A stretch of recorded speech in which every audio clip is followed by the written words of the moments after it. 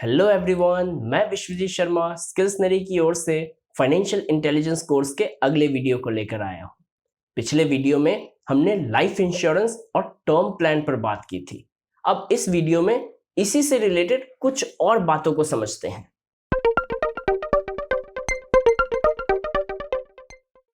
If you die today, think of all the expenses that the family has ahead of them. Thumb rule ये है कि आपको अपने annual income से 10 गुना ज्यादा कवर की जरूरत है या फिर 15 से 20 गुना ज्यादा आपके सालाना एक्सपेंसेस से। Let us work with some numbers. मान लीजिए कि आपकी annual take home income 6 lakh रुपए है, यानी 50,000 मंथली, और आपका लाइफ कवर 60 लाख का है। अब आप मर जाते हैं, आपके बेनिफिशियरी को सारा पैसा मिल जाएगा। अगर वो इन्वेस्टमेंट जैसी टर्म से अनजान भी है और उन पैसों को केवल फिक्स डिपॉजिट में डाल देता है, जहां अमूमन 7% रिटर्न मिलता है, तो भी वो 40,000 रुपए के लगभग मंथली पैसा जनरेट कर सकता है, सिर्फ एफडी के इंटरेस्ट से। ये 40,000 आपकी आज की मंथली इनकम के आसपास है। Now the time to buy an insurance is as soon as you have dependents और the possibility of getting dependence arises. आमतौर पर आप अपनी शादी होने पर लाइफ कवर खरीदते हैं। भले ही आप शादीशुदा ना हो और शादी करने का भी कोई प्लान ना हो, लेकिन अनमैरिड भाई बहन या माता पिता की जिम्मेदारी अपने कंधों पर उठाते हैं, तो भी आपको एक पॉलिसी की जरूरत है। उस समय पॉलिसी खरीद ले जब आपको यह एहसास हो कि आपके मरने के बाद परिवार के अन्य लोग फाइनेंशियली सफर करेंगे। जितनी जल्दी हो सके उतनी जल्दी खरीद लें, क्योंकि आप पहली प्रीमियम से ही पॉलिसी की ड्यूरेशन के लिए लॉक इन हो जाते हैं।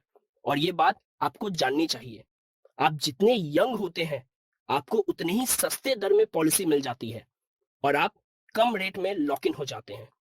Touching 30 is a good time to buy the cover. Then you are old enough to have a good income flow and dependence, but not that old for covers to be expensive. आपकी उम्र बढ़ने पर life cover की cost exponentially बढ़ती है। 1 करोड़ का cover 30 साल के व्यक्ति के लिए सालाना 8 से 10,000 रुपए होती है। वहीं 40-45 साल के व्यक्ति के लिए वही कॉस्ट दुगने से ज्यादा हो जाती है। आपके द्वारा खरीदी गई पॉलिसी ऐसी कंपनी के पॉलिसी का मिश्रण होनी चाहिए जो सस्ती हो और आसानी से क्लेम भी हो सके। सस्ता क्यों? क्योंकि आप प्रीमियम का भुगतान करते हैं।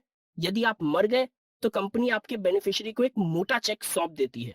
चूंकि यह एक लॉन्ग टर्म कॉन्ट्रैक्ट होता है और आमतौर पर 20 से 25 साल की पॉलिसी टर्म तक, इसलिए जितना सस्ता आप खरीद सकते हैं उतना अच्छा होगा।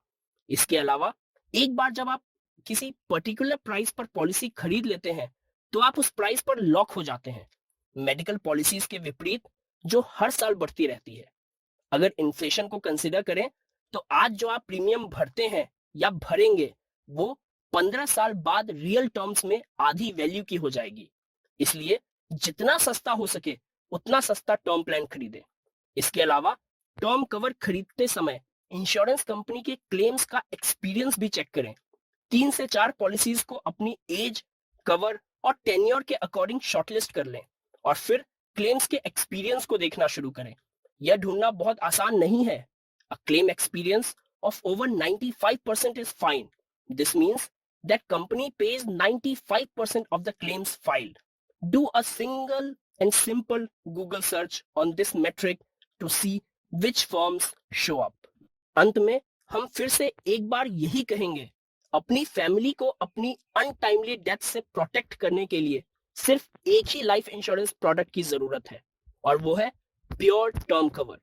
और किसी तरह के कवर को ना खरीदें। Do not mix investment and insurance in the same product.